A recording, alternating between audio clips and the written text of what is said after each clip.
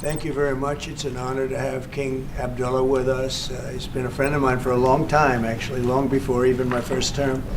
And we've had a great relationship. He's a great gentleman, a great leader, and does a fantastic job in his country. His son, we're lucky enough to have his handsome son with us today, so it's good to see you again. We've had some quick discussions just now, and we're going to have some longer discussions after this. And the relationship with Jordan has been very strong, has been with me, and it really has been with the country.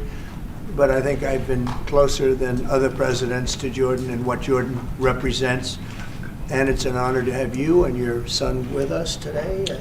And if you'd like to say a few words, and thank you very much. Mr. President, thank you very much for having us, and so short after your inauguration, I think just as a testament to what you said is a special relationship between our two countries and the personal relationship of friendship and trust between the two of us. Mr. President, I truly believe that with all the challenges that we have in the Middle East, that I finally see somebody that can take us across the finish line to bring stability, peace, and prosperity to all of us in the region. And it is, I think, our collective responsibility in the Middle East to continue to work with you, to support you, to achieve those lofty goals. So I'm very delighted to be here, and as you said, sir, we've got some very interesting discussions ahead of us. Very good, very good. Thank you very much. Mr. President, many people in the region, especially Jordan, are worried about the annexation of the West Bank. Will you give His Majesty the King guarantee that you won't allow Israel to annex the West Bank? And how are you going to? I think that's going to work out very well. That's not really what we're talking about today. I think that's something that's going to work out automatically, and it's in good shape. And we discuss it, and other people have discussed it with us and with me. That's going to work out. West Bank is going to work out very well. Mr. President, why should the King take in the Palestinian people? He's made clear he doesn't want to. Well, I don't know, but he may have just something to say, because we discussed just briefly. I think maybe you want to say it now, or? Well, Mr. President, I think we have to keep in mind that there is a plan from Egypt and the Arab countries. We're being invited by Mohammed bin Salman to discussions in Riyadh. I think the point is how do we make this work in a way that is good for everybody? Right. And obviously, we have to look at the best interests of the United States, of the people in the region, especially to my people of Jordan. And we're going to have some interesting discussions today. I think one of the things that we can do right away is take 2,000 children that are either cancer children or in a very ill state to Jordan as quickly as possible, and then wait for, I think, the Egyptians to present their plan on how we can work with the president to work on the Gaza challenges. So you I want to tell you that, excuse me, wait, just please.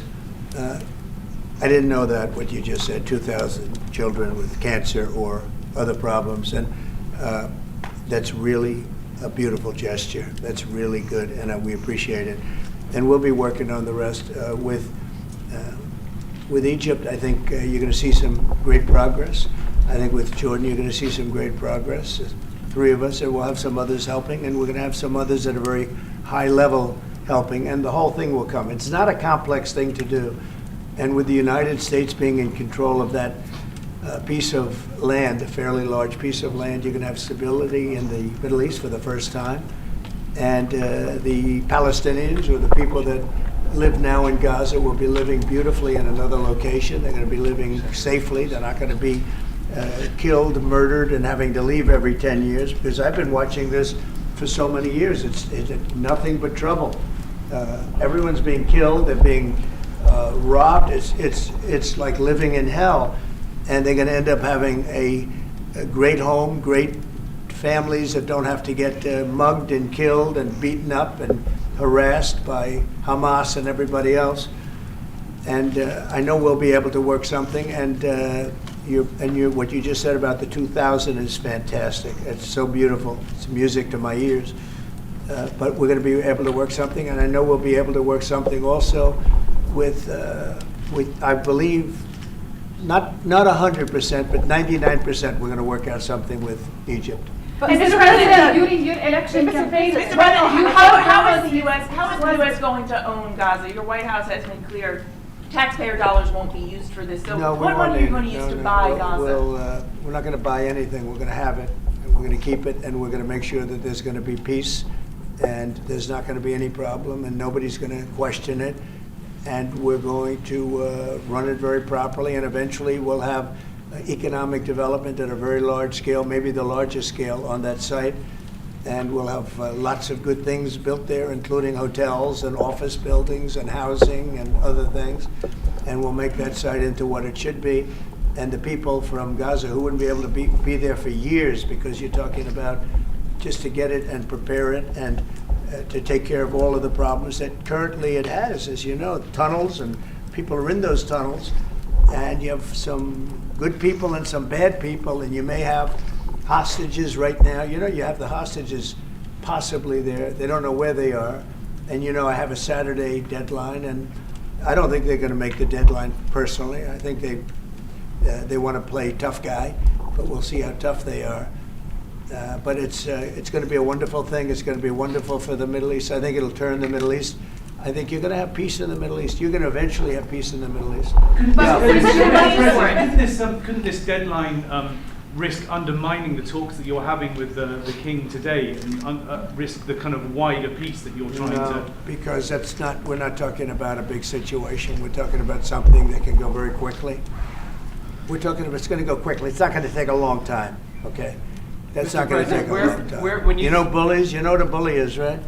You know the bully, I've always, and I found it throughout my life, a bully is the weakest person.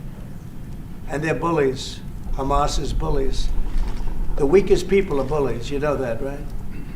All right, go ahead. Mr. President, you were saying that Palestinians will live somewhere else safe. Where exactly do you want them to live? Well, it's not where I want them to live. It's going to be where we ultimately choose as a group. And I believe we'll have a parcel of land in Jordan. I believe we'll have a parcel of land in Egypt. We may have someplace else, but I think when we finish our talks, we'll have a place where they're going to live very happily and very safely. And, you know, don't forget, they only want to be on the Gaza Strip because they don't know anything else. They've never had an alternative. And they don't want to be on the Gaza Strip, but they have no choice. They have to be. And they're being killed there at levels that nobody's ever seen. No place in the world is as dangerous as the Gaza Strip. They don't want to be there. They have no alternative. When they have no alternative, not one person will want to stay where they are. Nobody wants to stay there. They're living in hell. It's a death trap. Mr. President, how do you know that the Palestinians don't want to leave their land? Some people say this is ethnic cleansing. You won't be able to force them to leave their land. We're moving them to a beautiful location where they have new homes, where they can live safely, where they'll have doctors and medical and all of those things, and I think it's going to be great. Yeah, any questions? King Abdullah, what do you think about the U.S. taking over the Gaza Strip? Do you want to see the U.S. own the Gaza Strip? Well, I think, as I said earlier, the president is looking at Egypt coming to present their plan. As I said, we will be in Saudi Arabia to discuss how we can work with the president and with the United States. So I think let's wait until the Egyptians can come and present it to the president and not get ahead of ourselves. And is there a parcel of land in Jordan that you're willing to have Palestinians? Well, I think what we said, I have to look at the best interests of my country. I think the president is very happy that we do this thing with 2,000 children as quickly as possible. And again, I believe that the president is looking forward to getting a group of us Arabs here to discuss the overall plan. And last question, the 2,000 children, are those from the Gaza Strip? Absolutely, from the Gaza Strip. Are you willing to change your mind, Mr. That's President? from the Gaza Strip, the 2,000. Are you willing to change your mind if you hear the Egyptian and the Arab plan end of the month? If they present you something different, are you open? I think we sort of have gone down the line. We know pretty much what is going to be presented. And I think it's going to be something that's going to be magnificent for the Palestinians. They're going to be in love with it. I did very well with real estate. I can tell you about real estate. They're going to be in love with it. But Mr. President, does it concern you that moving 2 million people from there? It's a very small number of people relative to other things that have taken place over the decades and centuries. It's a very small number of people. And they're living a terrible life. Look at the way they're living now. Nobody's living like that in the entire world. They're living under buildings that are mostly fallen down and will continue to fall down. And they're living under. People are being killed every day. The conditions are horrible. There are no conditions anywhere in the world that are worse than the Gaza Strip right now. But don't you But have Mr. concern President, that you you can said all destabilize hell- Jordan and You said all Egypt? hell will break out if all the hostages are not released on Saturday. What did you mean by that? And are you encouraging Netanyahu to walk away from this deal? Have you talked about this with him? So directly? I've looked at at the condition of people coming out of the hostage situation, and it's horrible. I looked at the before and after yesterday. 3 young men. One is dead now, as you know, the older gentleman who died, which everybody said he was alive and well. He's dead. But the 3 young men, and I looked at them from a short while ago, and I looked at them now. They are emaciated. They look like Holocaust survivors. They looked. I mean, they'll get better, but they're in rough shape. They were treated really badly, and we've heard things from them since. And I think the reason that Hamas is playing so cute is because they saw the reaction to these 3 people that came out, and the other was, look, the one young lady had her hand blown off practically, and they were not in great shape either. But she's missing her fingers and a big part of her hand. You know what she did? She was stopping a bullet that was aimed at her. She went like that, then it blew off her hand. Now, I think I think they want time, because I think the people that they have living are in such bad shape, because they're sending the most healthy people out, because they don't want to send the least healthy people out. And there was an uproar when they saw the people from yesterday. So these people are, so I don't want to do 2 and then we do another 2 in another week and then we do 4 in 3 weeks. No. They either have them out by Saturday at 12 o'clock or all bets are off. Mr. President, Mr. President, would you still consider withholding aid to those countries if they don't accept your plans to accept? Well, I don't want to say that, because we've had such a good relationship and we're doing so well just in the short time that we've been talking. I mean, the king just made a statement. I didn't ask him to do that, about literally saving 2,000 young children from the Gaza Strip. We didn't know about that. You didn't know about that. Nobody did, except for the king and his son. I assume you told your son, right? And I just thought it was great. No, I think we'll do something. I don't have to threaten with money. We contribute a lot of money to Jordan and to Egypt, by the way, a lot, to both. But I don't have to threaten that. I think we're above that. I do believe we're above that. So. Would you consider other countries, not Jordan and Egypt? There was talks about Indonesia, Albania, other places. Yeah, sure, we would. And we have other countries that want to get involved. We have a lot of people that want to get involved. There's a great sense of wanting to help the Palestinians.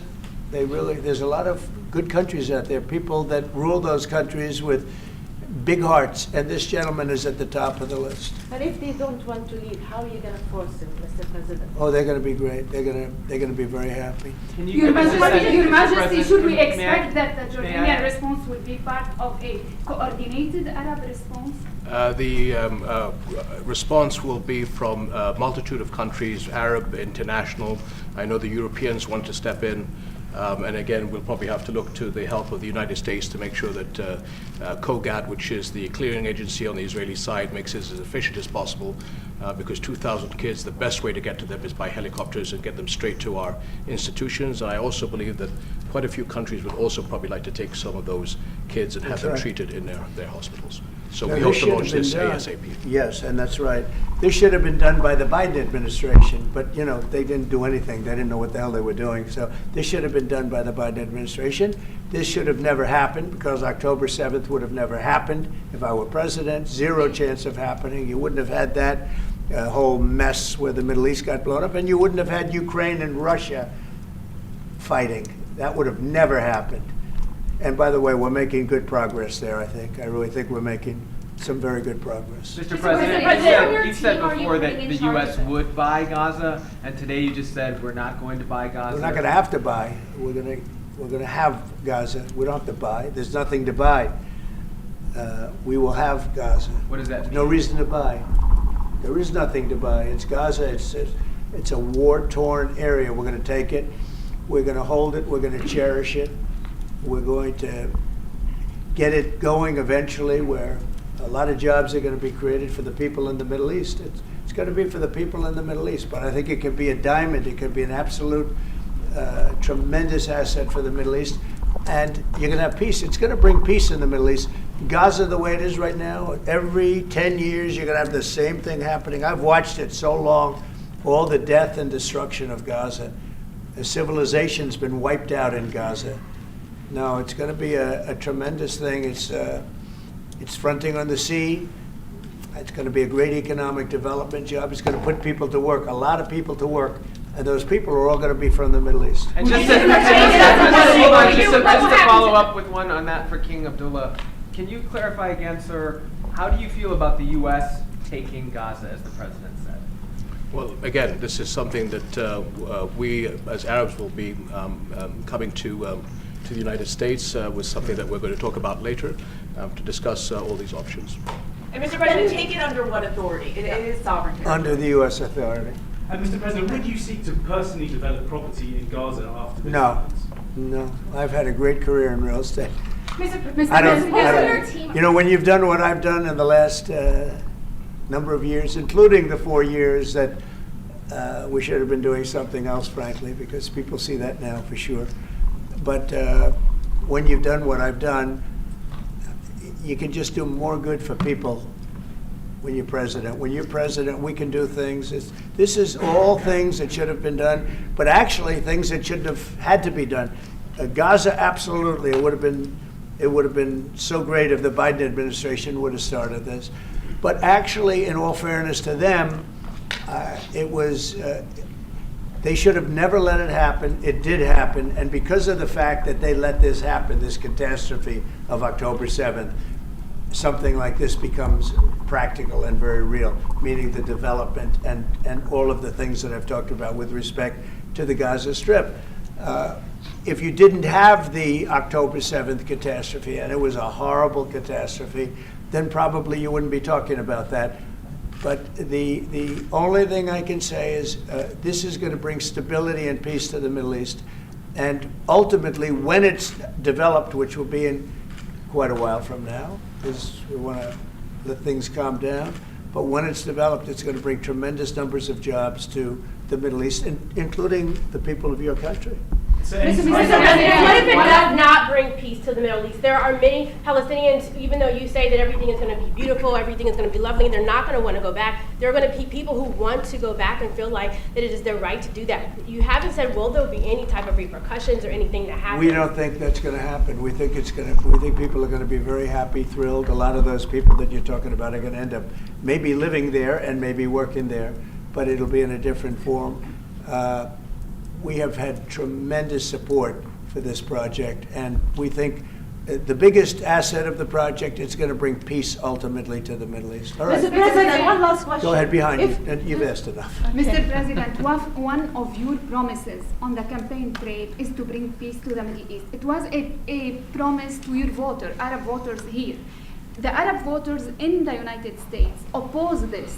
What do you say to that? Well, you know, if you look at Michigan, where we have a large Arab population, as you know, I was just telling the King that we won. As you know, I won the Arab population. Now, when I started off, I wasn't leading, and when I finished, a few months later, we started campaigning in Michigan. And when I finished, we won it by a tremendous amount, by 30 points. So my relationship with the Arab population has been fantastic, and my relationship with the Middle East is very good with all the countries, just about all the countries. Let's see, I would say all the countries. And they all want to do something, and they want to see peace in the Middle East. All the stories you hear about the Middle East not really wanting peace, that they want war, they want this, they want to go a certain place. Let me tell you, those stories are false. They want to have peace. I know them all very well. They want to have peace. They want to have a good life like other people. And this will be a big factor in bringing peace to the Middle East. Thank you very much, everybody. All right, guys. Thank you, guys. Let's go.